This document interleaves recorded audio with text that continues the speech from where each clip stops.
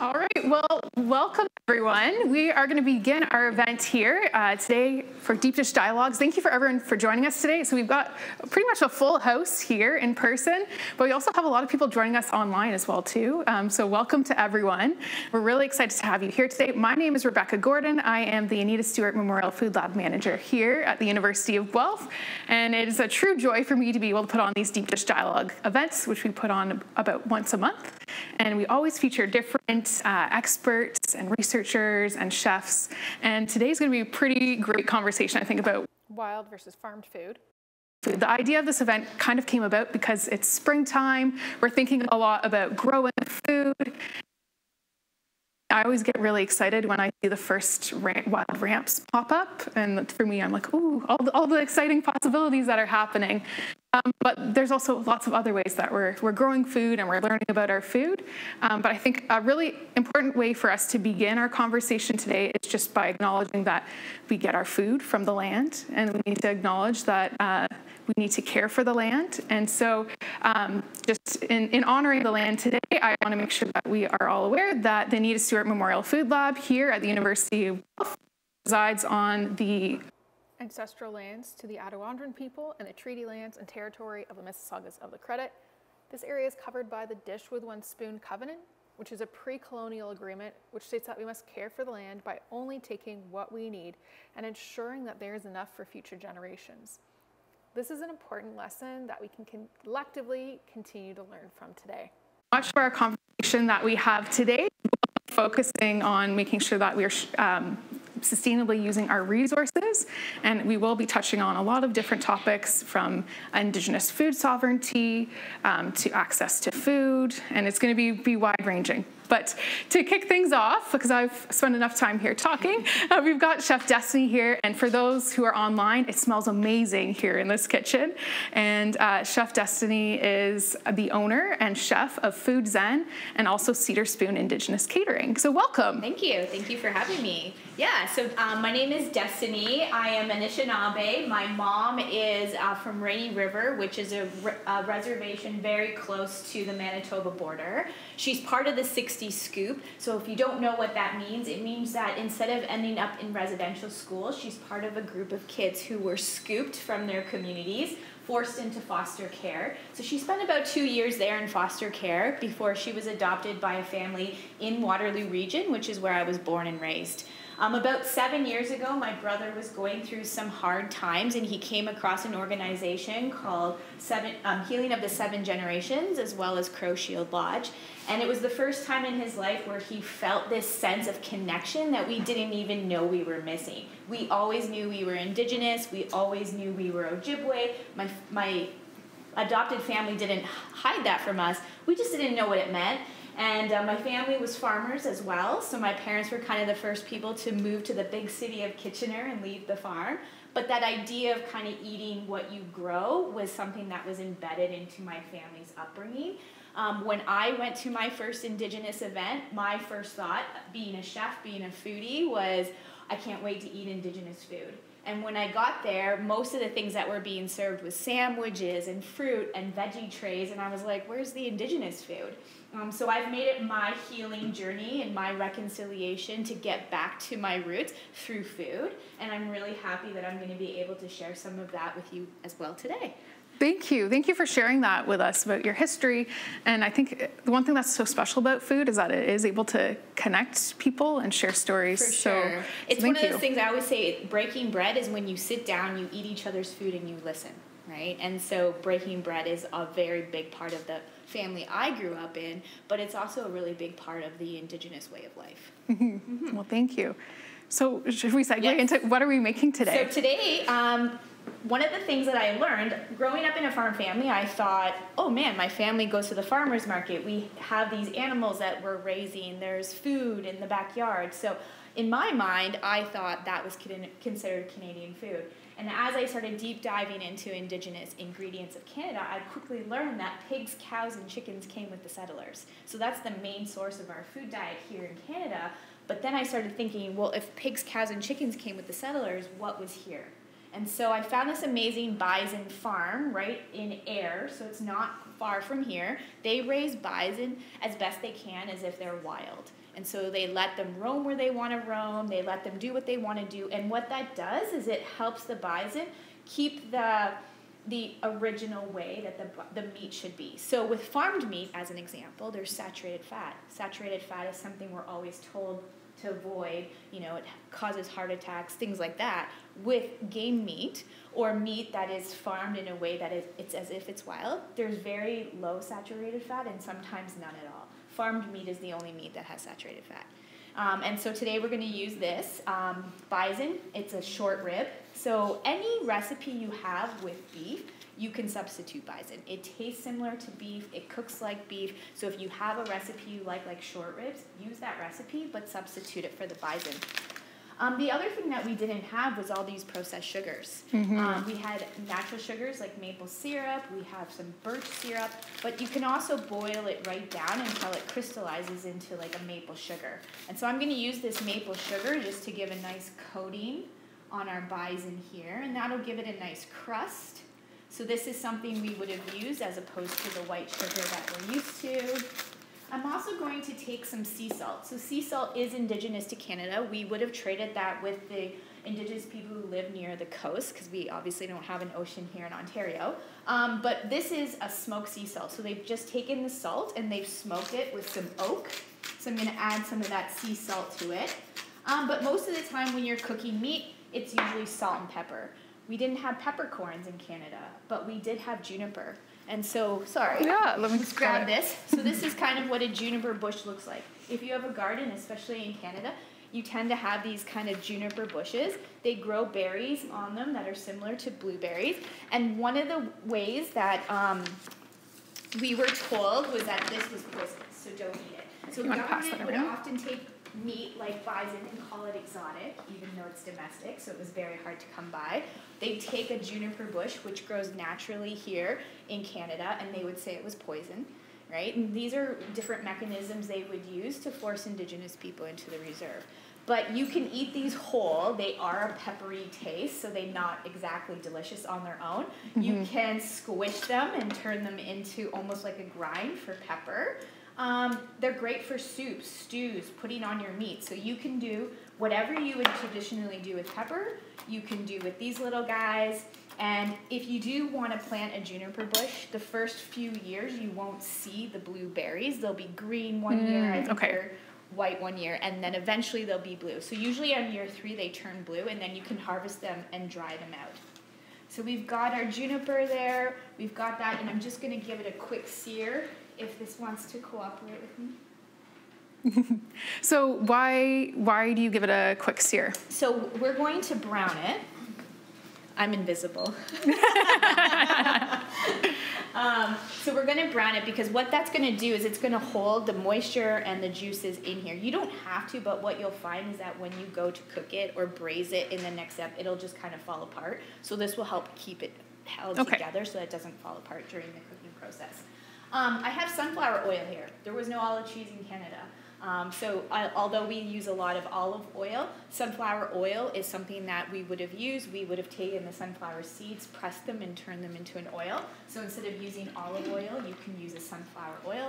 And then I also have a visual of that. So the seeds would have been a great protein source when meat was scarce. You can turn it into an oil, and you can also turn it into a flour. So the seeds can actually be grinded down, or how they would have done it was literally just smacking it until it turned into a flour. Yeah, I think the one thing, we had an interesting conversation before everyone got here about the use of sunflower oil, and also how quite often we're very proud in Canada about canola oil, and we call it a Canadian ingredient, but you know, it's quite different. It didn't naturally grow here in Canada. No, exactly. Canola oil is a very highly processed oil.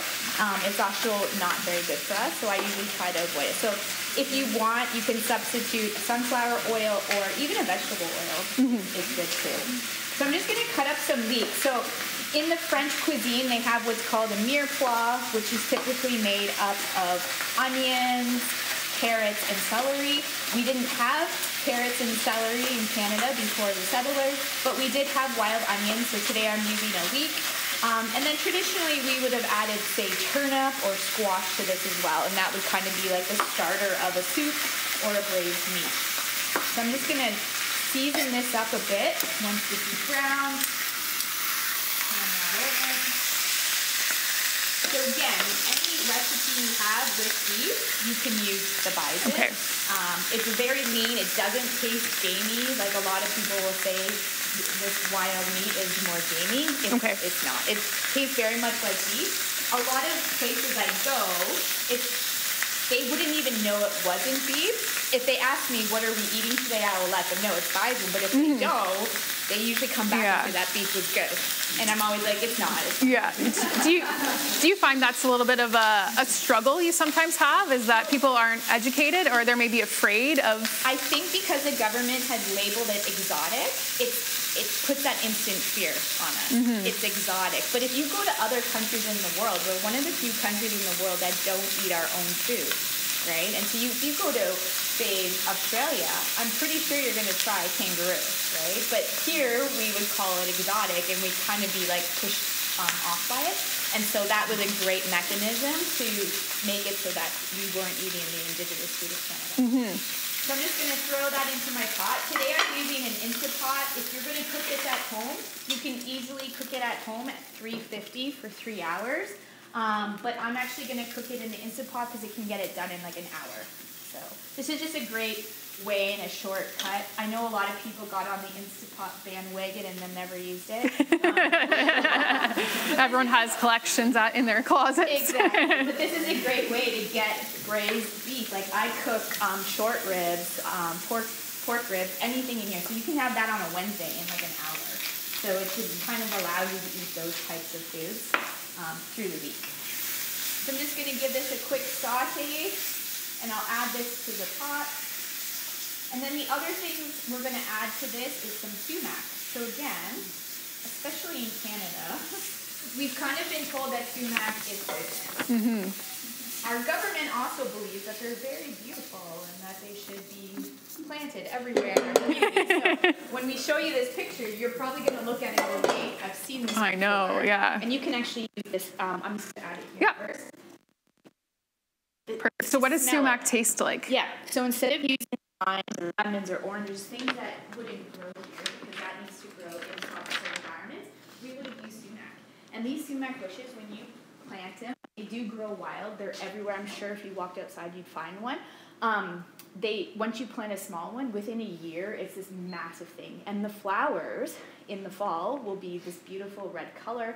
And when you touch it, it almost kind of disintegrates in your hand because it's the pollen. If you dry that, it gives you that lemon citrus smell, and it's perfect for adding to like salads. You can kind of use it like a seasoning salt, so you add it to salads, or you can put it on salmon, meat. So I'm putting it in here. Any way you want that citrusy flavor to your meals, sumac is a great way. That's great. There is a poisonous kind. So this time the government wasn't lying. There is poisonous sumac, but this poisonous sumac only grows near the water. So if you're just like on a dry trail, there's no water nearby, and you see sumac, you can eat the flower, you can eat the leaves. It's all edible. The leaves turn into a beautiful tea. The flowers are great for cooking with and storing all winter. But if it's near the water, there is a version of sumac that only grows near the water that's considered poisonous. So I would just avoid that. How can people maybe learn more about food and, you know, what is, I don't know, safe to eat, or when we're talking about the bison, you know, what? Definitely ask, like, there's a lot of farms, right, who have this. So one of the farms that I like working with is called Forbes. They're not too far from here, but they have a lot of knowledge on what food can be foraged and eaten. I wouldn't just go out in your backyard and eat it without somebody who has some understanding about it. However, a lot of the indigenous food and ingredients has been sheltered and hidden for so long. It's not like I can really recommend a book, but if I had to, there is a book from an indigenous person out of the U.S. A lot of the ingredients where they grew up near the Mississippi River is similar to what we would find here, and it's called the Sioux Chef. And I think that that is a very good place to kind of start on just like what is indigenous, right, to North America. That's a great point. So other things I'm going to add to this before I get it going is some birch syrup. So you can actually get syrup from more than just maple trees. There's different kinds of syrup. Maple trees, it's just more affordable. You don't need as much sap to turn it into a syrup as you do, say, like a birch syrup. So I'm going to add a little bit of syrup to that. I've put some of the juniper berries in there. I'm also going to add sage. So sage is a food, but it's also one of the 4 medicines of the Indigenous people. It's considered healing. So I'm going to add that. And then just to be crazy, and another thing that people didn't think was edible, I'm adding cedar. So this is just from my backyard. I've just washed it, cleaned it. Cedar is considered another of the 4 Indigenous medicines. You can take a cup of this with 4 cups of boiling water and just pour the boiling water over it, and in 10 minutes you have cedar tea. So that's perfect for if you have a stomach ache or you can't sleep or you're anxious or you have anxiety because you have a test. You can make a cedar tea out of it, but I also love using it to cook with. So that's going to give our meat kind of that really earthy taste and smell. Again, just wash it, and it's good to go. You can pretty much take it from any bush or tree in Canada. Oh, that's great to know. I'm just going to add a bit of water to this, and then we'll get this going.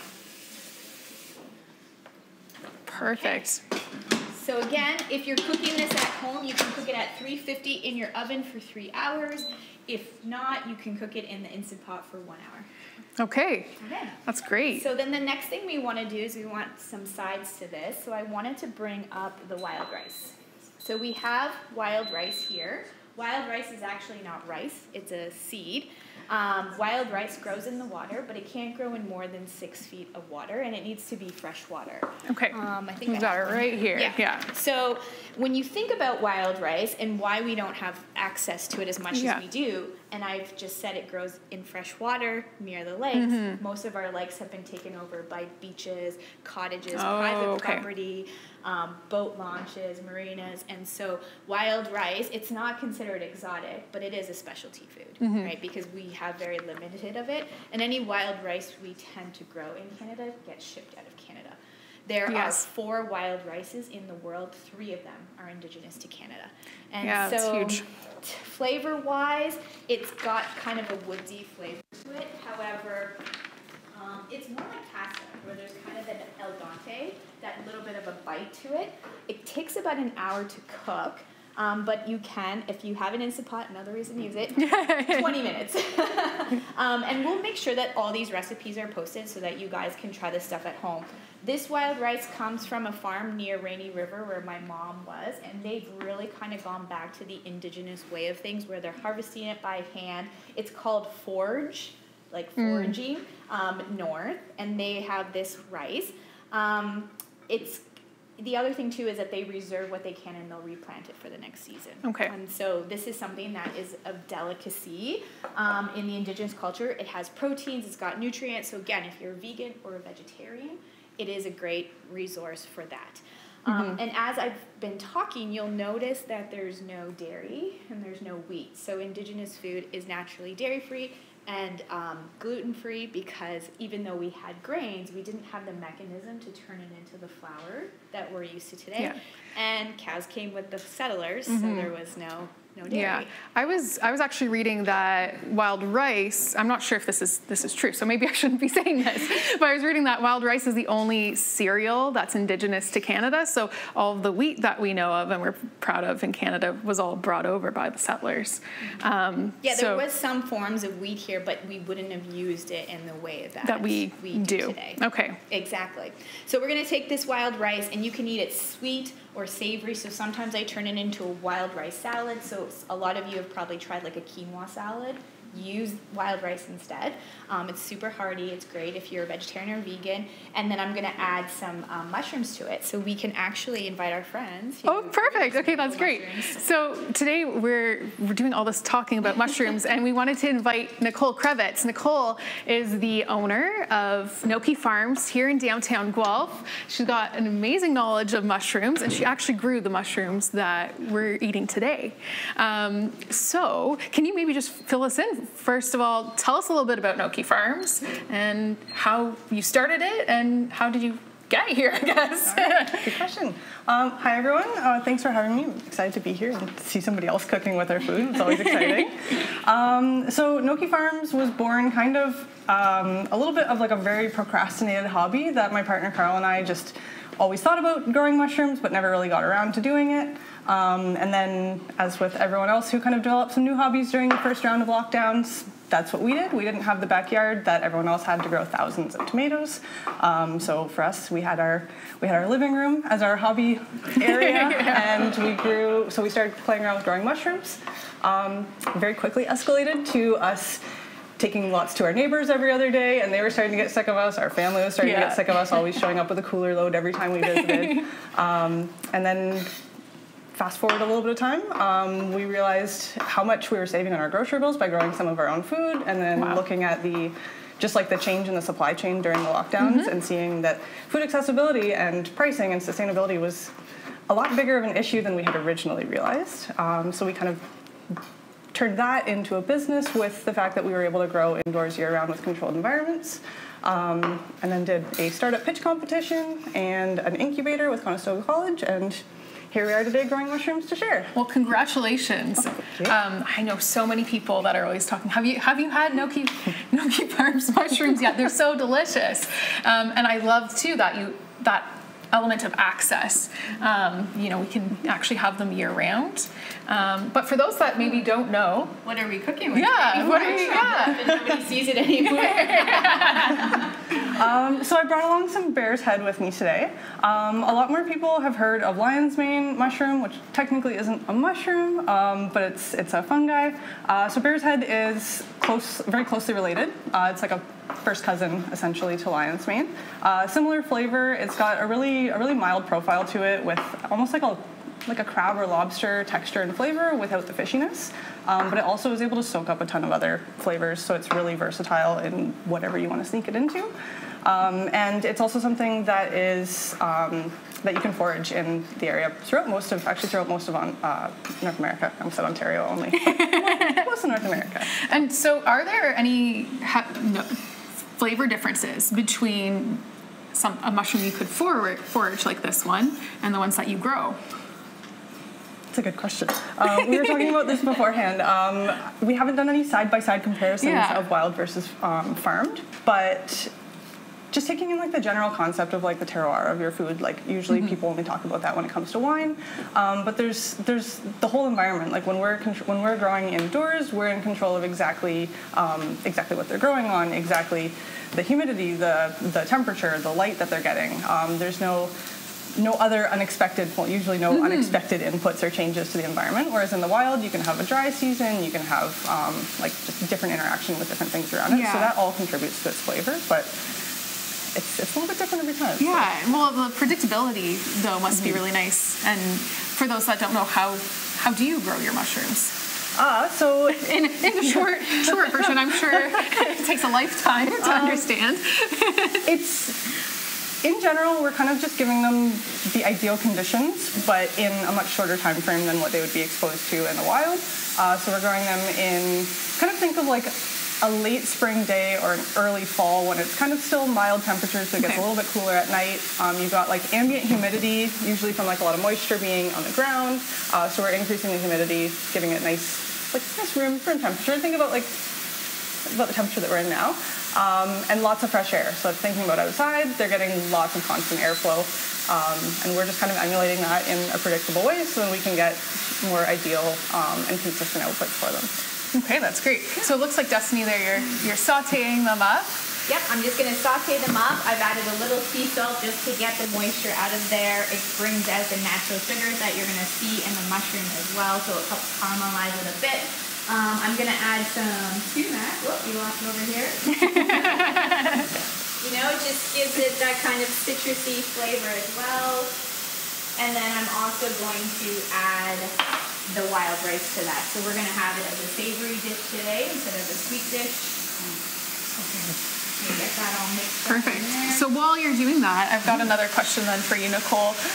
I'm wondering, as someone who's you actually have a business focused around mushrooms and you're actually talking to consumers directly, how do you find people learn about their mushrooms? Are they interested? Is this, how do you even compete against big grocery stores and the more industrial, large-scale farms? It's a big question.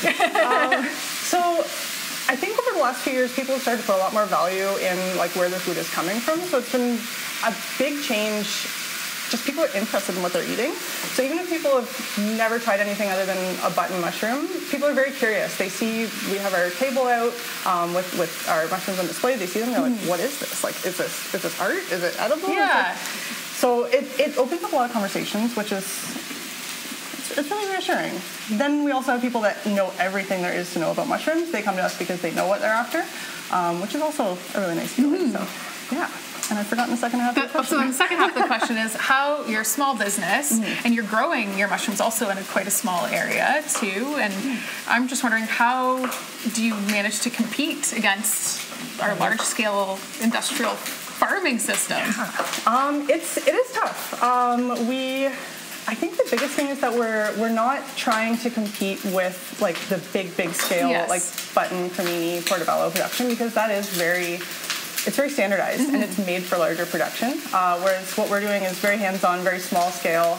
We're not growing button, cremini, portobello because it's so commercialized. It's being done better by people at larger scale. So we wouldn't be able to compete anyway. So we're able to kind of keep it a little bit more craft and a bit more intimate with our growing. So yeah, I think you've got such a specialty product, and I think, for me personally, I enjoy being able to actually talk to the person who's producing the food, learn more about where it comes from. So I think you're able to also provide a service as well too. Totally. And I hope all the consumers value what you're doing. So yeah. So it looks like we're still mixing in the pilaf there. Trying to get it finished. It's good. So just, I think as we're wrapping this up, I'm wondering then, can you maybe just tell everyone a little bit more about where they could maybe find you, where they could buy your products? Yeah. So we have our whole indoor farm and combo storefront space right downtown Guelph in the old Quebec Street Mall. Unexpected concept of thinking I'm going to go to the mall to buy mushrooms at the farm, but that's what we're doing. We also visit a few different farmers markets, mostly within like a 1 hour radius of the area. Now that farmers market season is starting up, you can find our list, like our calendar, nokifarms.ca, and it's great. We're all over the place. Yeah. And then one more follow-up question then, because you are selling them out of a mall, you also grow them there as well too. What made you choose that as your location in a downtown area? We had done a startup pitch competition a few years ago. 2 years ago now, where it was called Win the Space. So it was subsidized 1 year of rent within the downtown core of Guelph. So we had kind of done some shopping around, and we found that was the best space with the highest ceilings for a vertical farm. So it made a lot of sense. Most of the spaces downtown were very narrow or very low ceilings, or we had a lot of people offer us basements, and it's like, I don't want to grow everyone's food in the basement of a 100-year-old building. But yeah, so it was the best space for what we were doing, and it gives us a little bit of space to grow as well, literally. Yeah, that's great. Yeah, it's easily accessible for everyone as well too. Totally, yes. Okay, well, thank you for your time. I wish that we could chat even longer, but I know we've got a lot of other stuff to make now as well too. So thank you for joining us, Nykole. Thank you. Perfect. Yeah, so as we continue our food journey, one of the things I wanted to talk about is the idea of bannock. Whenever I go anywhere, people are always like, oh, I love Indigenous food. Bannock's my favorite. I love Indian tacos or native tacos. And it breaks my heart because bannock is made with flour. It's made with lard. It's made with sugar. It's made with the things that came with the settlers. So it's actually not Indigenous to all. Yet it's not Indigenous to Canada at all. It's not Indigenous food. It's something that was created because the Indigenous people were starving. We had nothing to eat. All of our food resources were either taken away, made illegal, called specialty. On paper, it's actually still illegal for a settler to go onto a reserve and buy wild rice, right? So a lot of these food sources were taken away. And there was a group of settlers that felt bad and was like, let me teach you how to make bannock. And it is now the most popular, widely known Indigenous food not being Indigenous at all. And a fun fact, before the settlers, there was no diabetes within the Indigenous community because we didn't have access to these foods that are sources of diabetes. And now we're the largest population in Canada with diabetes. You have a 1 in 5 chance of being diabetic if you are Indigenous. So when you think about Indigenous food, or you immerse yourself in the culture and everybody goes on and on about bannock, just remember that bannock's actually a food of repression. And so I really wanted to make sure that we brought that up because everybody's probably like, well, where's the bannock to go with the food that we're making today? And I try as a chef. It's still on my menu because people want it, but I'm hoping that by the end of next year I will have completely eliminated it from my menu and actually replaced it with something that would have been eaten more traditionally by my ancestors. Yeah, thank you for sharing that. And I've kind of gone through that journey as well, trying to learn more about bannock and the fact that it actually has roots to Scottish people. And it's such a shame that it was kind of brought over and forced on Indigenous people, and we associate it with you. And different Indigenous chefs I've talked to all have different opinions. Like for some, it feels like home and comfort because that's what they grew up with. But then others, it's memories of the past and histories, and it's important to talk about. You wouldn't eat donuts every day, right? And so having bannock once in a while, does bring you that like feeling of home. Like my grandma making butter tarts. Again, butter tarts have become like embedded in the Canadian culture, and it's what we're known for. And then when you think about what's in it, again, nothing in it is Indigenous to Canada, right? And so it's just kind of just being more cautious of and self-aware that the foods that we are eating and where they have come from. Do you think we need to be more careful when we're labeling our food as Canadian and we're prideful? I'm trying to, in my own journey here, understand, because I think, or do we need to be calling food Indigenous food? Because I guess it isn't even belong to Canada. Exactly. So the way I look at it is that food is a big part of the Canadian culture, and most of our food has come with the settlers. It's something we've grown with.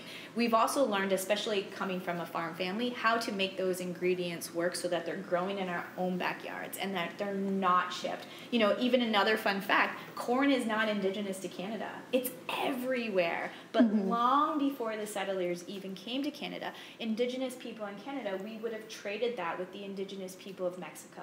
And then we figured out how to make it grow within our own environment. But the way we did it wasn't by adding pesticides, fertilizers, bringing in unnecessary ingredients. So when you think about the three sisters, which is a huge part of the Indigenous culture, the corn, the squash, and the beans, it's because this corn needed help to grow in our environment. And so we would plant that corn, which would grow really tall. We have a picture here, grow really tall, and then the beans are a vine. So it would climb up the corn, and the beans get the nitrate that the corn needs from the sun, but the corn can't get it on its own.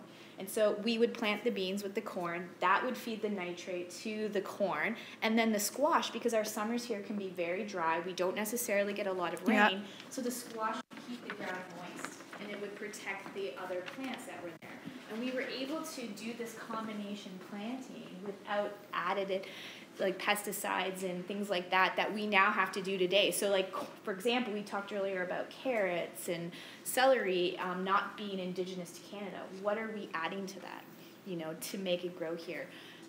Even when you think about a banana, right? Like the sustainability of a banana, we complain that it's more than like 40 cents a pound, but the banana, how long did it take to get here? Right? And who was involved? And bananas, fun fact too, aren't a fruit anymore. They've been genetically altered so much, they can't reproduce on their own, so they're considered a herb.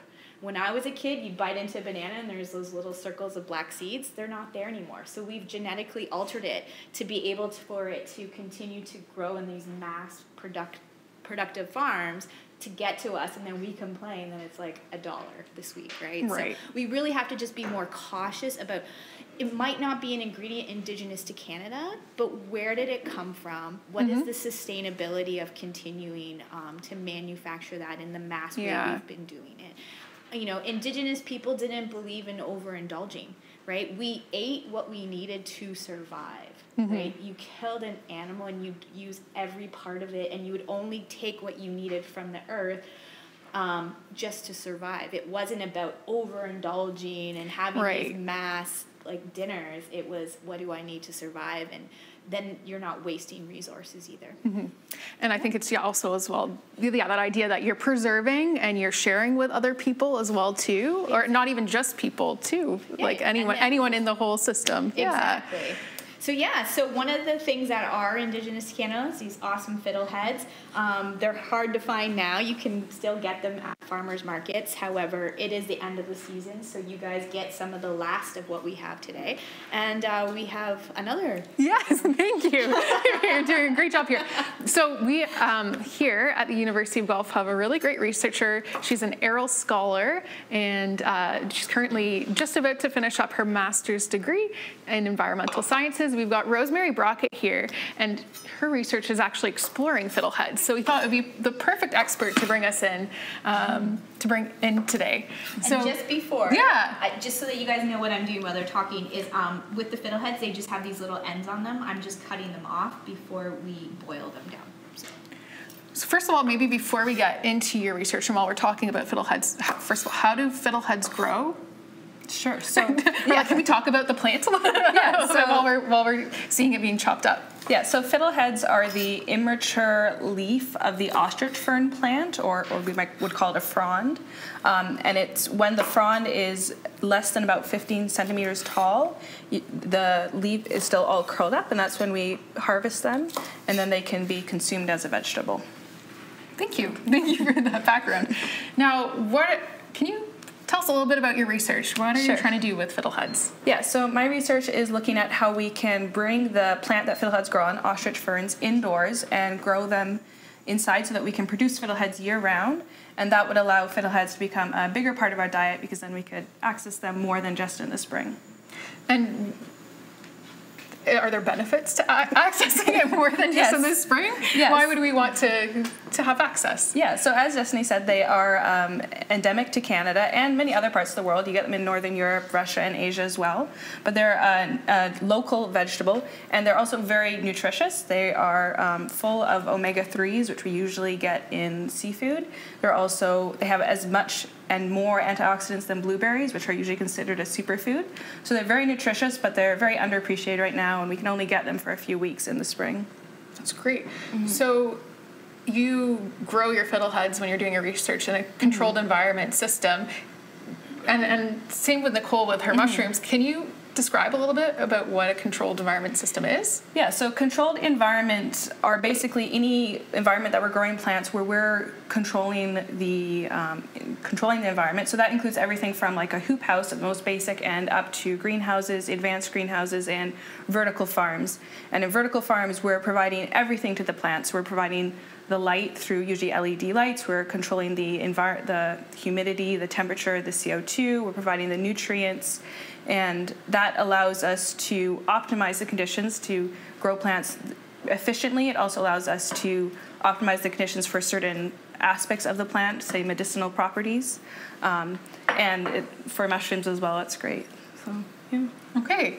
And what have you been able to find in your research? Is it possible to grow fiddleheads year-round, or what are some of the challenges? Yeah, so I have been growing them in greenhouses and doing the research on how to have an actual production system.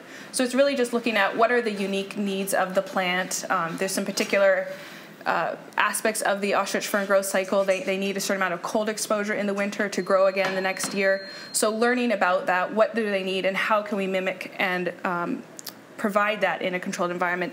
And then through optimizing the environment conditions, how can we shorten the growth cycle so that we can get more fiddlehead harvests a year, or how can we optimize the plant growth so that the fiddleheads are bigger and healthier and more nutritious. That's great. Do you think that the future of food and farming lies in controlled environment systems, or what do you That's a big question. What do you see happening? I think controlled environments will certainly play a part. They are impervious to the outside conditions, so as climate change changes our weather and our environment, we can continue to grow in them. They're never going to replace all of our food production. They're expensive. The electricity for the lights is very cost intensive, but they are a great option for expanding our production of things like fiddleheads in places like Canada where we have a cold winter, so we can't grow year round, and in places like in Canada's north or in other places where it's harder to grow food at all at any point in the year, they're a great option. So I think they will play an important role. I don't think they're going to be our entire food system. Yeah, and it's probably good to have variety yes, and different sure. sources. Yeah. It's been really interesting. Last week, I went on a field trip with the Arrell Food Institute to go visit a few different farms, and there were controlled environment systems, and hearing from different purchasers and how around the globe our food system is starting to really struggle. There's a lot of drought happening. There's also a lot of disease as well, and they're starting to see and think that controlled environment growing might be our solution to this, to be able to make sure we have access to food, but it is technology. And it's personally for me, it's scary as someone who is always kind of promoting buy local, know your grower, know exactly where your food came from and see it come out of the ground. And so it's hard to think about what will the future look like and how can we do it in a way that is actually sustainable and we're not harming any. For sure. Yeah, we'll see. And so explain to us what you're doing right now, Destiny. So these are parboiled a bit, beaten in advance, but you want to boil the fiddleheads in boiling hot water for about 5 to 7 minutes. And it's just to make sure that you don't get any bacteria or anything that could grow onto the fiddleheads. So you're just cooking that off. Once you've done boiling those, for 5 to 7 minutes, you can pan fry them. So I'm doing it with some sunflower oil, a little bit of maple syrup for sweetness. I'm going to add some more of that sumac in just to give it some of that citrusy taste and some sea salt as well. And so it just takes about 5 minutes. You just want them to get a little bit brown, and then it's ready to go. That's great. So I worked in a restaurant, and I was working in the kitchen, and it was like right when I was kind of starting out in the industry. I was really young and didn't have a lot of experience, and actually many people in the kitchen didn't either. And a farmer or a forager came by with this huge bag of fiddleheads, and we'd never heard about them before, and we were trying to figure out what are they, how do we cook them. And then someone was like, I think they're toxic. You have to cook them for a long amount of time. So we just boiled them, but there's all this dirt everywhere, and because they furl up. But how is it true that they are toxic if you don't cook them a certain way? Can I take that question? Yeah, I wouldn't say they're toxic. However, they can carry bacteria similar to chicken, right? Okay. And so you just want to make sure it's cooked. You don't need to overcook it, right? Because then that overcooking actually takes away a lot of the nutrients that we get from it. And so again, 5 to 7 minutes in boiling water will just help it, so that just like chicken, you just want to make sure it's not thick, right? Yeah. Do you agree? Exactly what Destiny said. So there's this misconception that they can be toxic, and that's largely because of a couple reports where ostrich fern fiddleheads have been mistaken with other types of fiddleheads, which can have some toxic reactions. And then also, because they do grow so close to the soil, you can get bacteria and other things. So if you don't cook them, that's the other scenario where there's been reports of gastrointestinal distress after eating them, is because they were barely cooked and then consumed. So they are, in theory, edible just raw, but it's safest to cook them so that then you know you're not getting any bacteria. But there is no known toxin in ostrich fern fiddleheads. And you're not going to die. You'll have a little for 2 days. Well, we don't need to live in fear. Exactly. Yeah. And I'm not sure if we mentioned this, but where can people find fiddleheads? Do they? Yes. Yeah. So currently they're all foraged from the wild, and there are companies in North America that are foraging them and selling them at grocery stores. The partner that I'm working with for my research, Nykole Farms, sells in many of the major grocery stores, Farm Boy, Sobeys, those types of stores. A lot of local markets at this time of year also have them. And there is a frozen product. It's not as good as the fresh, but you can sometimes find that the rest of the year. Why is it not as good as the fresh? Or it depends. Yeah, so basically whenever people ask me, I teach a lot in the schools, and I'm trying to work with students on eating more local. But when you think about fresh versus frozen, fresh is always best if it's in season. However, you can't get, especially in Canada, this type of food in season all the time. So if you go to the fresh food section and you look at, the lettuce, right? If it was picked in California versus here, then it's probably going to be better to think about, should I eat that lettuce? We have so many greenhouses in Canada, especially Ontario, that you can get lettuce and tomatoes and cucumbers all year round. But if it's corn, as an example, you can only get that certain times of the year. The corn isn't going to taste as good frozen.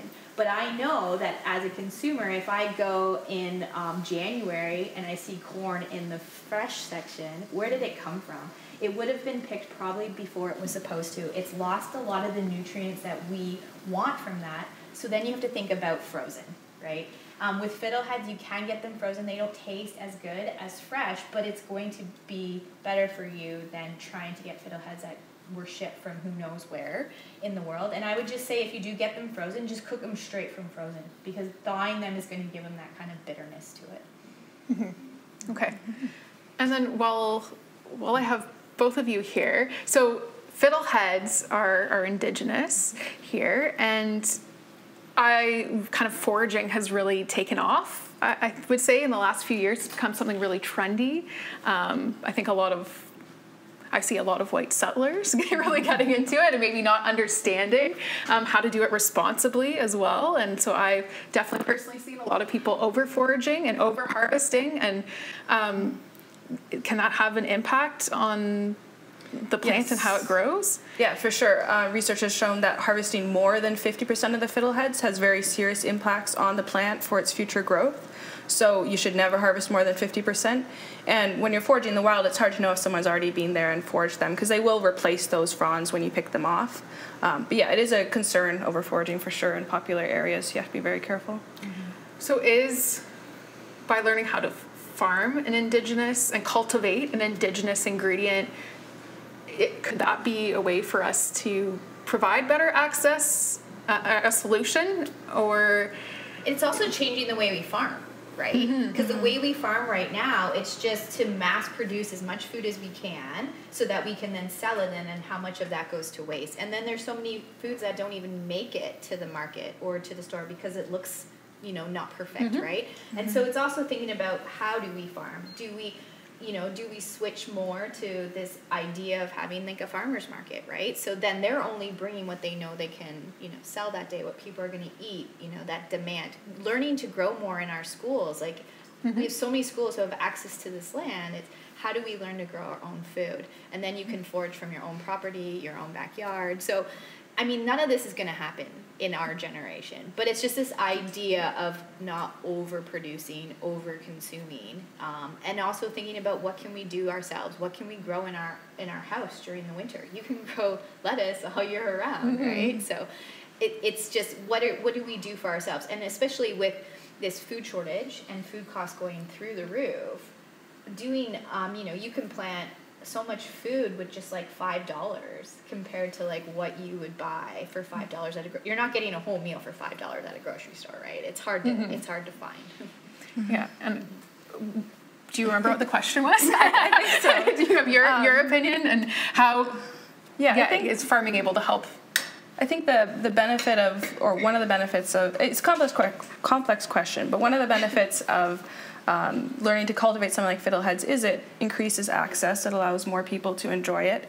Not everyone knows how to forage, and it's not necessarily appropriate for everyone to be going out and foraging or sustainable. So it does allow more people to enjoy a local, nutritious vegetable, and it also allows us to enjoy it in a way that is sustainable for the population, so that we're not destroying those natural populations of ostrich ferns.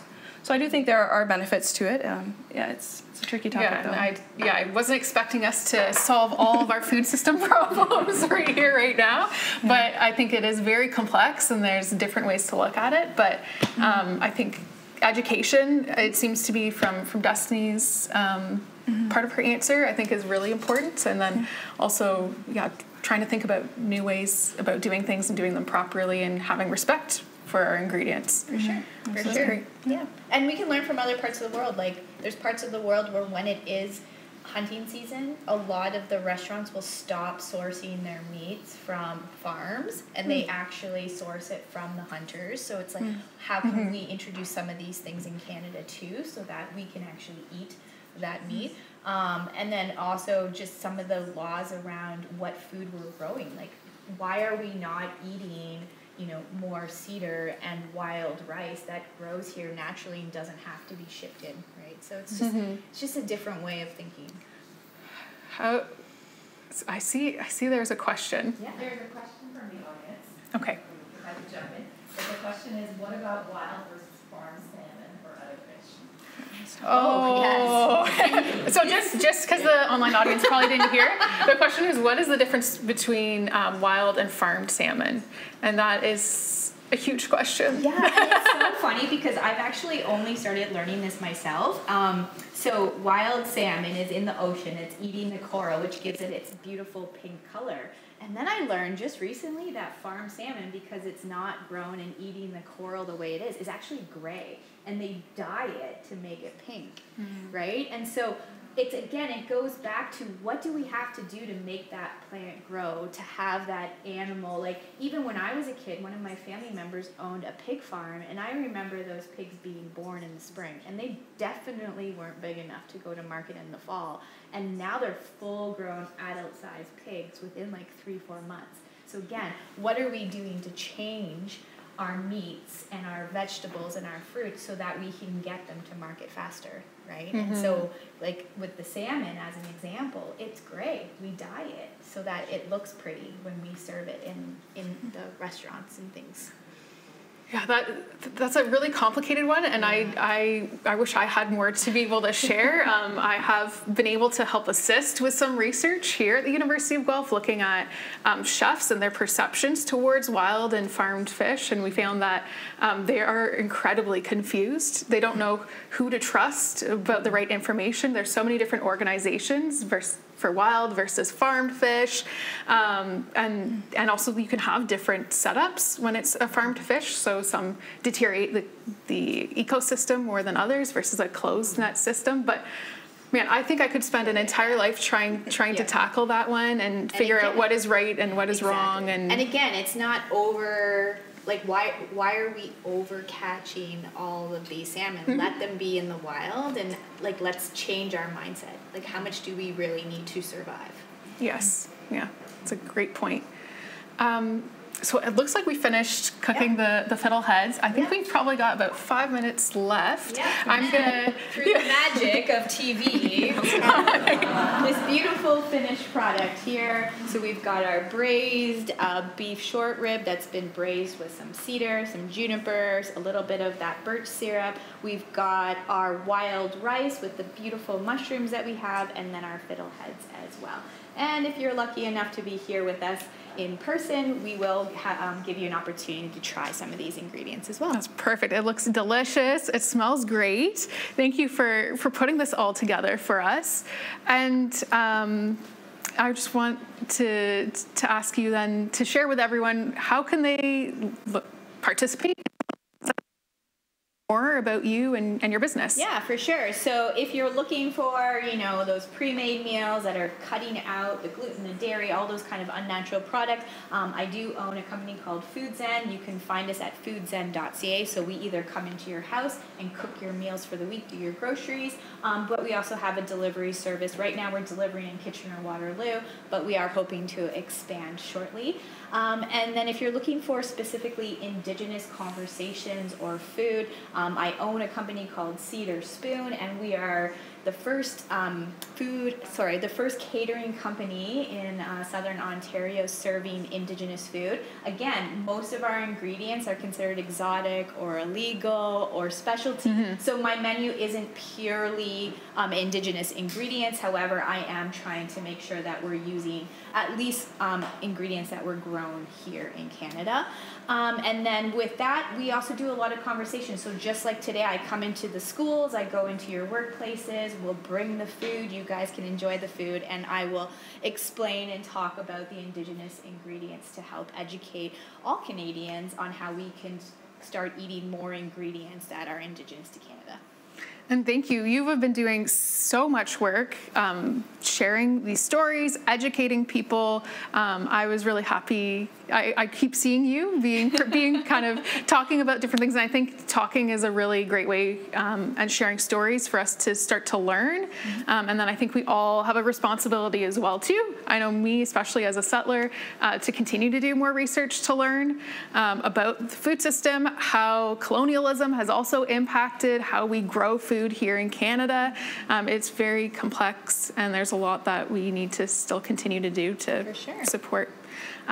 So thank you for being here. Thank you for having Destiny. me. Yeah, and I also want to say a huge thank you to our other two experts. So we had, again, Nykole, thank you for joining us and talking to us about mushrooms. I hope everyone goes out and buys some because they're delicious. And then also as well, Rosemary Brockett, thank you for helping us.